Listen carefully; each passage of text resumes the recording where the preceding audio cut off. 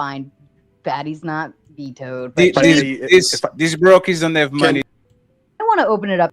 Dinkus and Caucasian Sasquatch. He's a regular. Caucasian Sasquatch, not to convert to Orthodoxy. They better be good. Good to see you. Have I covered 10 reasons to not convert to Orthodoxy? Who did that one, I think I saw that video, though, Vatican III, but I don't think I gave it any attention. So I know... Jess White, another $20. Thank you so much. It's very generous of you, Jess. Appreciate.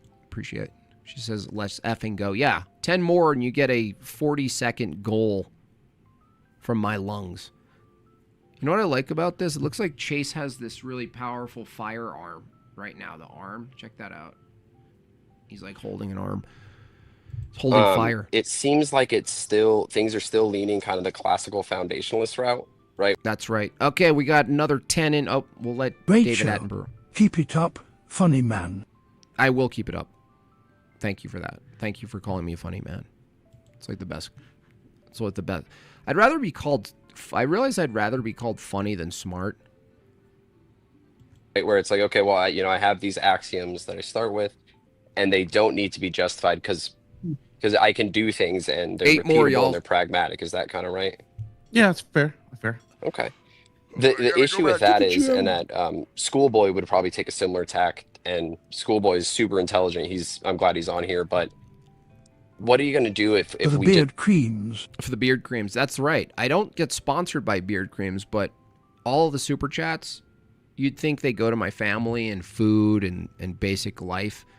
It's all beard cream. Let's use that same standard for justifying the possibility of knowledge, ethics, and metaphysics. We say, well, Orthodox Christianity works, or whatever, I heard Seamus says, what I'm asking, what is it that Orthodox offers that Protestant doesn't? The gifts, the sacraments, the holy tradition. Protestant doesn't have a holy tradition. If it did, Protestantism would exist in the way they do it in the year 500. I heard Seamus. It doesn't have that. Okay. Theism, and I'm sure. Another $5 from Kissy Cat. Thank you so much. We have 6 more to go, y'all. It works and it's repeatable and it justifies these things, and I don't need anything further, and it's an axiom. What do you mean by it works? You're talking about what works? What are you talking about? So it works in the same sense as you're saying, well, I look out in the world, we have seems to have uniformity of nature, identity over time, the laws of logic, they just seem to be in place. So I'm just going to take that I have. Another generous tip from Kissy Cat, $5. She is committed to hearing me say goal for 40 plus seconds. So I'm trying to prepare my lungs. Have them, and I don't need to justify them. We could make that same move then and just say, well, I'm just going to take it that orthodoxy is true and it justifies those things, and I don't need anything further, and I don't need to give an account for them, it's the same move you're doing, but just with a different foundation. Yeah. And I think that goes back to me. Olaf says, Orthodoxy, to respond to I heard Seamus, Orthodoxy has theosis, deification, the eternal meaning of life. Yes, it also has a holy tradition that's inextricably tied to the scriptures itself. And Protestantism doesn't have that. Me just so asking. Like the Protestants can't tell you what the traditions are in Thessalonians. Orthodoxy can. Why Christianity, though? Why Orthodox Christianity, then? That's Thank what you again. I'm fine nothing. with that. I'm fine with people really having their worldview grounded in a specific thing. Great. I get it. I understand that. With Kissy Cat giving so many donations, I'm starting to change my views on feminism here. Also wondering why it's the only precondition for knowledge. For sure. Well, just doing an internal critique at first. Why would we need to answer that if we're using your standard of... You don't. That's the end right there. Did you guys hear that? So the question of this whole talk was, is the Christian God the necessary condition for knowledge or whatever, right? Precondition for knowledge. And Chase came in, and when Gnostic informant says, hey, tell me why the Christian God is the precondition for knowledge, Chase simply says, well, by your standard, we don't need a precondition for knowledge, right? And he says, yes.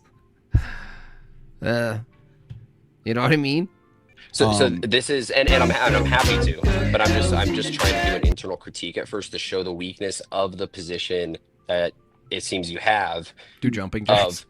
Okay, well, I just have access to these things and they work, and we can do the same thing, and then you're adding another standard of why that, when we can say, well, why your arbitrary assumptions, and now it's pushed back to beyond classical foundationalism.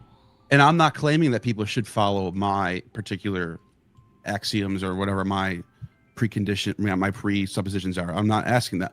I'm particularly trying to hone in on just Christianity, for example, other than just more of a theoretical Platonist model that works just as well. Are you looking for more of a like positive account than like an argument? Is that pretty much where you're going with this? You mean by positive account, like demonstrate why the Christian God is the yes? I would love that. And I'm happy to get into that, but first I just want to point out there's an I thought there's somebody talking. There's an arbitrary. That was me. I was just saying, get into it right away. Just show them something, like show them something. For sure, like, well, Dub doesn't know what's happening here. God bless him. Go ahead, Chase. I know you're running a line of logic. I'd like to. Sad violin. Sad violin music for Jimbob's fear. I just had fear and anxiety about not performing, and I thought, well, what if I don't get to 40, or what if I pass out on the internet and become a headline? And these are all thoughts that I have, and I'm trying to confront them. I'm trying to talk to people about them, you know. But you know, I'm gonna do better. I'm gonna do better. To hear it. Yeah, no, it's because I like Neil. Like me and Neil, we haven't talked a bunch, but like we have good rapport, and so I'm trying to just show that based on the standards that you already hold, it's inconsistent. Those are the demons? Yeah. Adam says they're just demons telling me that. To then be asking for justification for other positions, which we can give. Dub looks like a paintbrush. But I'm just saying it's inconsistent because you're just granting yourself these things and saying, I don't need to justify them. But you guys do. I don't necessarily agree with that, because it's like I said with the whole what's behind this wall thing. I don't need to know what's behind the wall to sort of question why you think someone might think there's like an elephant behind the wall. Well, no, dude. Like, if the wall is reality, and the Christians are saying the Christian God is the only thing you can actually coherently refer to make sense of, and provide a justification for the wall and how the wall operates, the fact that you're on one side of the wall. If the wall includes like everything that reality is or whatever, that's he's saying, well, I don't need an answer for the wall. Well, no, if we're talking about a worldview that is being challenged to justify these things, the tag argument is the Christian God, the Orthodox paradigm in this case, is the only view that can justify the wall. And so the question challenges others. That's part of the disjunctive syllogism, is that it's impossible for any other view to come forward and make an account of these things. And Gnostic Neil, God bless him, is just saying, well, I don't need to. Okay, well, then you're out of the game. So in the analogy, I'm sorry. Yeah. Does Haggard's mustache have hands like the? That's funny. That's fine. By the way, I got hit with a copyright, a brutal one. Nothing affected my channel, but the Indians who made that cartoon about evolution, they were like, "Not happening today. You're not using my cartoon about evolution." Fine, you can go with that. So that stream went hidden everywhere because it was such an infringement. The analogy, we're saying, okay, you're saying there's a thing called a wall. What is a wall, and what makes walls possible? There's only one God. That's true, Pat Evans. There's only one God. I would say, is there any other explanation besides what we both call that the wall, this wood with a handle and a door, and it opens up? There's something behind it. The question keeps getting pushed back. All it is, we can just keep on ontology of just predicating thing, right? Kneel, wall, phone, 7-Eleven strikes. These different things. Depends on what you mean by phone. Things that have existence. Not actually learned the tag argument, but I hope to one day. Probably could come up probably be pretty useful when I talk to Ted Cruz again. I mean, the view he had on Israel and it being specifically a nation state was absurd. I'm really starting to look into this dispensationalism. Hope to bring it to the forefront of the zeitgeist soon. Whatever's being predicated, we're taking. Chase Hager did great here. Chase is really good at this stuff and nerdy. It's almost great that he's used sparingly.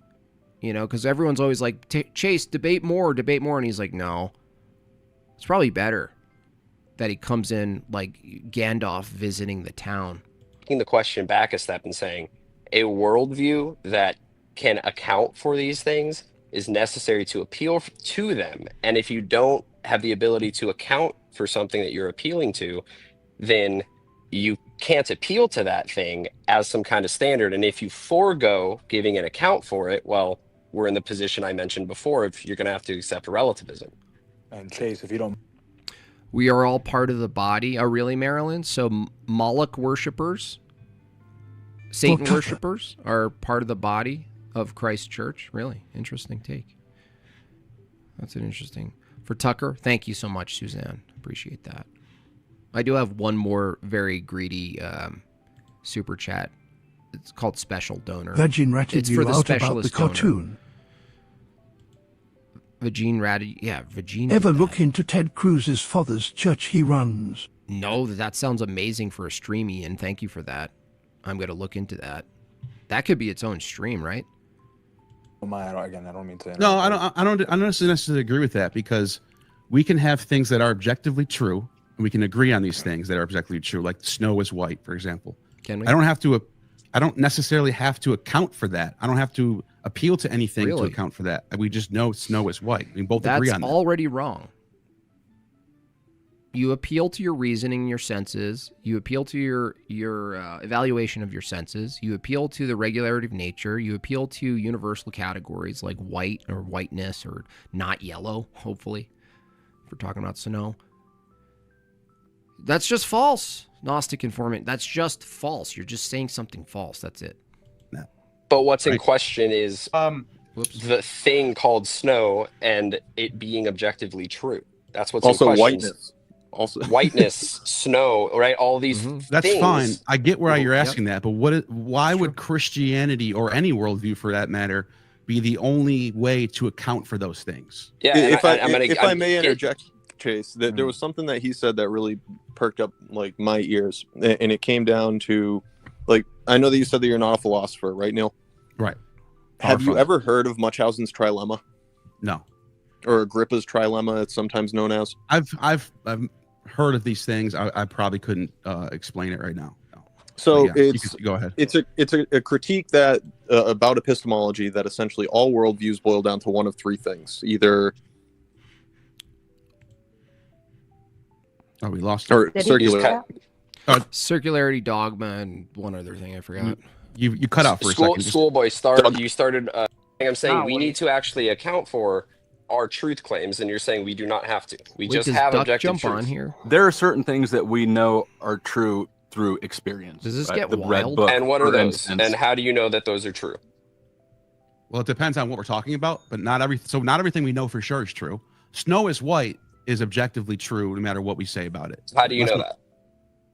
Experience. Because we have a color spectrum. We decide with our language, English language, the color white. See, this is where it all falls. This right here. That's the color white. So you're snow still predicating also has the same color.